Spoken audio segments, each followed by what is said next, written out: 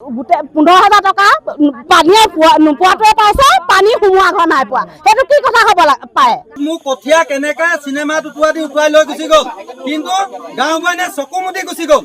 আমাৰ এডোখৰতো চবৰ ঘৰতে পানী সোমাইছে, চব কোনোবা ৰাস্তাত আছে, এতিয়া কোনোবা গৈ কাৰোবাৰ ঘৰত থাকি চাগে, সেইটোতো গাঁওবুঢ়ানীটো দেখা নাই। এতিয়া সেই পানী নোসোমোৱাসকলে পইচা পালে, পানী সোমোৱাসকলে নাই সোমোৱা, সেইকাৰণে এতিয়া এই ৰাইজে এতিয়া ৰাতি ইয়াত উপস্থিত হ'ব লগা হ'ল। গাঁওবুঢ়ানী মানে আমাৰ ইয়াত পানী উঠা দিনাখনৰ পৰা মানে ইয়াত ভৰি দিবলৈকে অহা নাই, চোৱাহিও নাই যে কাৰ ঘৰত পানী সোমাইছে, কোন ক'ত আছে, সেইটো আজিলৈকে মানে চোৱাহি নাই।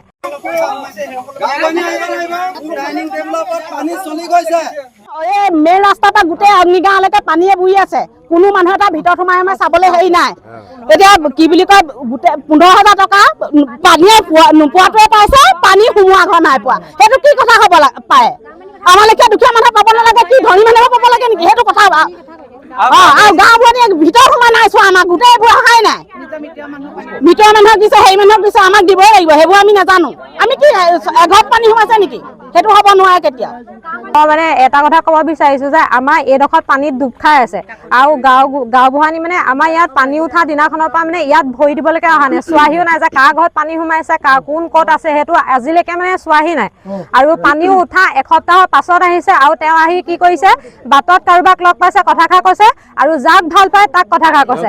বাকী আমাৰ এইডোখৰতো চবৰ ঘৰতে পানী সোমাইছে, চব কোনোবা ৰাস্তাত আছে, এতিয়া কোনোবা গৈ কাৰোবাৰ ঘৰত থাকি চাগে, সেইটোতো গাঁওবুঢ়ানীটো দেখা নাই, কোনো কাকো কোৱা নাই। আৰু গাঁওবুঢ়ানী এটা বেয়া কাম কৰিছে কি, তাই মানে বাইদেউ আহিব লাগিছিলে ইয়াত আহি পেলাই চবকে চাবহি লাগিছিলে, কাৰ ভিতৰত কিমান পানী সোমাইছে, ৰাস্তাই দি গ'লেতো নেদেখে, চবৰ ঘৰত মানে চাৰ্ভে কৰিবহি লাগিব, তেতিয়াহে। আৰু যিসকলৰ ঘৰত পানী কমকে সোমাইছে সেইসকলে এই 15,000 টকাটো পাইছে।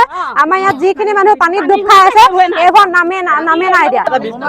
গাঁওবুঢ়ানীৰ ওপৰত এটা ব্যৱস্থা ল'ব লাগে, মানে গাঁওবুঢ়ানী আগতো এনেকে বৰষুণ আহিছে, বতাহ বৰষুণ, টিং কাৰোবাৰ উৰুৱাই দিছে, আমাৰ বেৰ ভাঙিছে, সেইবোৰ চাবলৈ নাহে, আৰু যাৰ চাই সিহঁতক অকল নাম ভৰাই দিয়ে, বাকী যাৰ অনিষ্ট হয় সিহঁতক নিদি পেলাই বেলেগক দিয়ে। এতিয়া সেই পানী নোসোমোৱাসকলে পইচা পালে, পানী সোমোৱাসকলে নাই সোমোৱা, সেইকাৰণে এতিয়া এই ৰাইজে এতিয়া ৰাতি ইয়াত উপস্থিত হ'ব লগা হ'ল। মই মুখ্যমন্ত্ৰী ডাঙৰীয়াক মই এটাই অনুৰোধ কৰোঁ, মই দলীয় হিচাপে মই এজন এইটো ৱাৰ্ডত মানে সভাপতি হিচাপে মই তেখেতক অনুৰোধ জনাওঁ, যাতে বিহিত ব্যৱস্থা লৈ তেওঁৰ ওপৰত বিহিত ব্যৱস্থা লৈ এই ন্যায়িকে কামখিনি কৰে বুলি মই ভাবোঁ।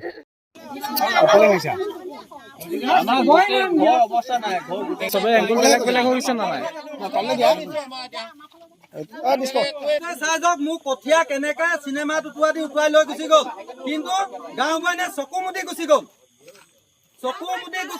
মোৰ কঠীয়া আৰু দাইল আলুগুটি টেমা চিষ্টেম, কিন্তু শেষত থাকি যোৱা হৰখিনি কোনে খায়?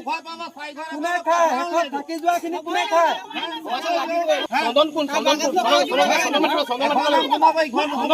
মনীষ শইকীয়া আছিলে, কাটিলে কোনে কাটিলে? সেইটো কোন কথাটো মই জানিছো, মনীষ শইকীয়াই চবৰে নাম দিলে, কথাটো কোন?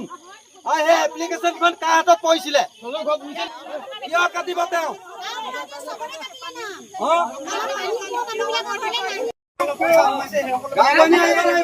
ডাইনিং টেবুলৰ ওপৰত পানী চলি গৈছে, মই খাবলৈ পোৱা নাই, মোক নাই দিয়া, একো নাই দিয়া। 5 কেজি চাপৰ বুলি মোক দিছে মাত্ৰ